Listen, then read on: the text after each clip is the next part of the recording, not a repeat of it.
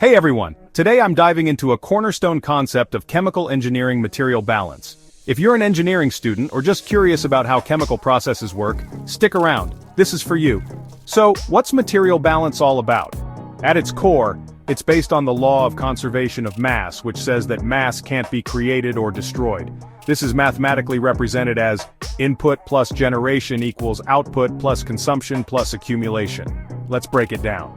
Is the mass entering the system? Is the mass created within the system, usually through chemical reactions? Is the mass leaving the system? Is the mass used up in the system? And is the net change in mass over time? There are two main types of material balances, accounts for the total mass of all substances, focuses on specific substances in the system. And then we have steady state versus unsteady state. In, the mass remains constant over time. In, the mass changes over time. Now, why is this important? Material balances are crucial in several areas. Imagine designing reactors, distillation columns, or heat exchangers. Material balance is key. Want to improve efficiency, reduce waste, and boost production? Material balance helps with that. Assess environmental impacts and design pollution controls. Design and operate bioreactors and other biochemical processes.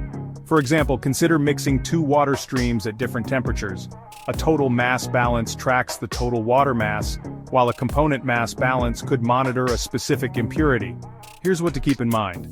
By mastering material balance, you'll gain valuable insights into chemical processes and make informed decisions in design, operation, and optimization. Trust me, it's a game changer. Thanks for watching. Don't forget to like, subscribe, and comment below if you've got any questions. See you next time.